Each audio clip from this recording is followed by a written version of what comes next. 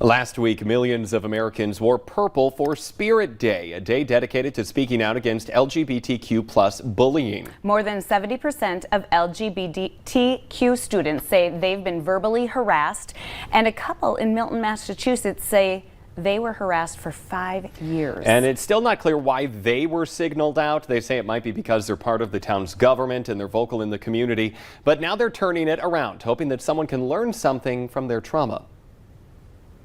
The letter started arriving 5 years ago, addressed to the home of Brian Furs and Lee Michael McLean, but the name on the front was not theirs. All of the pieces of mail feminized us in some way, referenced gay sex in some way, had something to do with us being a gay couple.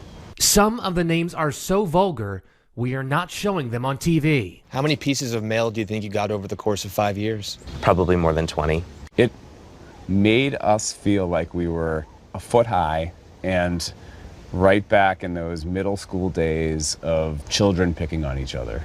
They reported the letters to their police department in Milton, Massachusetts, but there were no leads until one more letter showed up. This person tried to sign us up for a Boston Globe subscription, but we already were loyal subscribers to the Boston Globe, so they diligently sent it back and said, hey, your address already has a subscription. What do you want us to do with this card?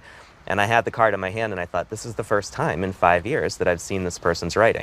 The writing showed their address with the name Michelle Fruitsy, which feminized Lee Michael and turned my last name into a reference to the word fruit. Lee Michael posted it on a town Facebook page, and it got the attention of a neighbor who had an idea.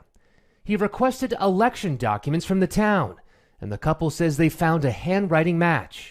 The police had told us when bullying like this happens, it tends to be somebody who you can see from your house, somebody who can see you on a regular basis. And was it someone you can see from your house? Yeah, in the end it was. This is someone that has always been outwardly gracious with us, waving hello and asking about our son. Simon is 8.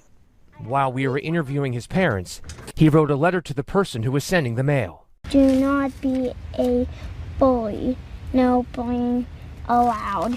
I think it's actually really important that he understand that bad things happen, but that you need to make the best of it and try to make it a better situation.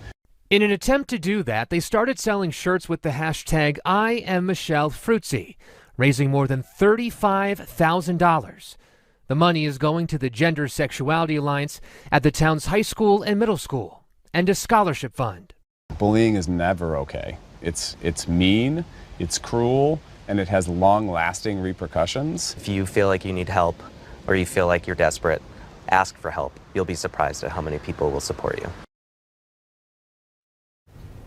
Now that was Perry Russum reporting. Definitely an important lesson for all of us, and we talk about bullying a lot. So it affects so many on so many different things, and you hear like kids even talk. I mean, adult bullying is one thing. It's kind of disgusting. It's like grow up. Really, exactly. But I know, grow up. Come on. But when you hear it with kids, it just it's hard. Anyway, it is. It be is. kind. That's the best thing you can do. Well, coming up here on today's show, we'll have your daily dose of motivation. Maybe that'll help you be alone. That's right. Nicer in the It's world. all about kindness. Yes. Be kind. Right after this.